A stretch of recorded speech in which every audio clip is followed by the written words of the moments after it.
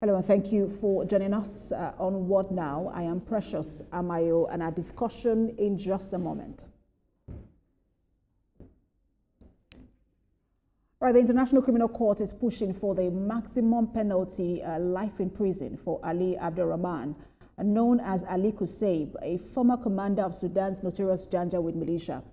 Prosecutors say he played a central role in the brutal campaign of massacres, rapes, and village burnings that tore through Darfur more than 20 years ago. I recall that last month he was convicted on 27 counts, including murder, rape, and persecution, marking the ICC's first ever conviction related to the Darfur conflict. Despite the overwhelming evidence, Abdurrahman has maintained his innocence. Meanwhile, UN humanitarian chief Tom Fletcher has concluded a high-stakes visit to Sudan this week, calling Darfur the epicenter of inhumanity. He's now demanding that the United Nations be granted independent access to the war-ravaged region to ensure aid remains neutral and impartial. This comes as reports say hundreds have died and tens of thousands are estimated to have fled Al-Fasher in Sudan.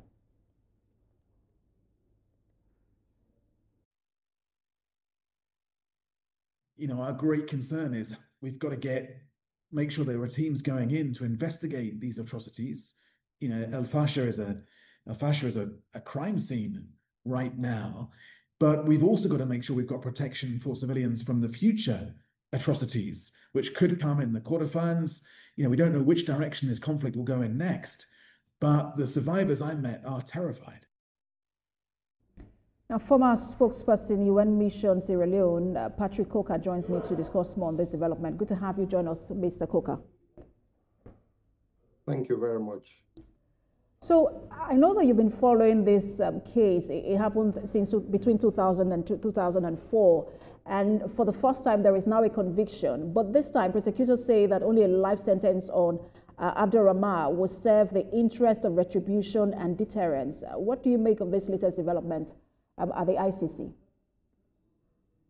Well, this is a landmark decision, which I must say symbolically, it strengthens international legal framework, and it gives a level of succor to victims of his heinous crimes, war crimes, and crimes against humanity.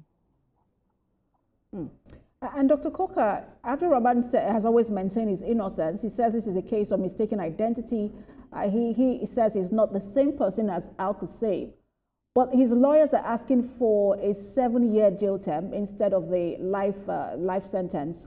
Does that sort of sound like an admission of wrongdoing? Well, if his lawyers are asking for a lower sentencing, it shows that they definitely agree with what the court has done by convicting him. In any case, he submitted himself to justice because he was running away and hiding until he willingly submitted himself. Furthermore, as we speak, Darfurians have appeared at the court to say, yes, we know you, we knew what you did. And basically, he was the commander that was giving the orders. And this sends a very striking message to other commanders out there that the full weight of the law, no matter what time it takes, will come on those commanders that promote the death, the killings, and heinous crimes, war crimes against humanity. And interesting you mentioned the other commanders, because there were other commanders of the Janjaweed, and I'm wondering how they have been able to escape justice, even amid calls for President al-Bashir to also be tried. Indeed, what the International Court does is to look for those who are most responsible. For example, in Sierra Leone, they went after the commanders of the rebel groups. In Liberia, same thing. And some other commanders. For example, in Sierra Leone, they had Augustine Bao and others. So in this case, definitely the court will not stop. And as we speak, the crisis continues, and this is a resounding warning for all other commanders, especially from the RSF, that they must stop the killings and the displacement of millions of human beings in the quest for their power struggle as we speak. Dr. Kuka, for those who are wondering how the crisis and conflict of the 2000s sort of linked to this particular one, just help us, do that analysis and link them both, especially now that there also calls for some of the commanders of this current conflict to be arrested as well.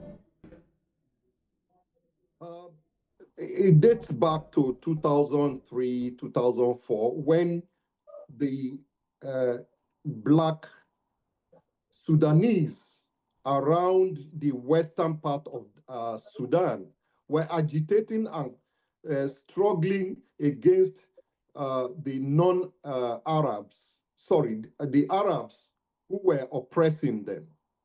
And the government then sent out the Janjaweed. They were called the Popular Defense Forces against the Black Sudanese. And they went in there, attacked Janjaweed then, killed, maimed, raped, and destroyed, burnt villages. This was the genesis. Now, fast forward, the UN went into Darfur and sort of prevented more killings. But since then, the Janjaweed, because they came from the same government, have reformed to now become the Rapid Sudanese, Rapid Support Forces. So the Rapid Support Forces now went into struggle for power with the current government in Sudan. And since then, they've been kicked out of the capital. They have now gone back to Darfur. And when they got there, in recent times, they went there chasing away, basically chasing away the Black Sudanese out there, or the Black Darfurians. And this has really created terrible humanitarian crisis. And beyond the humanitarian crisis, it's been more than 20 years after the Janjaweed atrocities. We've seen that Sudan is once again seeing mass atrocities amid a vicious civil war. Should these arrest warrants then extend to this current crisis in Sudan? Of course, like your headline said, the UN is visiting Sudan to carry out their assessment. And I can assure you, the arm of the justice may take some time, as it were, 20 years. It may be slow, but definitely no international criminal will go free wherever they are located. I can assure you, when there is a will to chase them, they will be arrested and sent to answer their day in court. Well, following that development, thank you so much for your time as always. Former spokesperson, UN Mission in Sierra Leone, Dr. Patrick Kuka. Thank you for your time. Very much.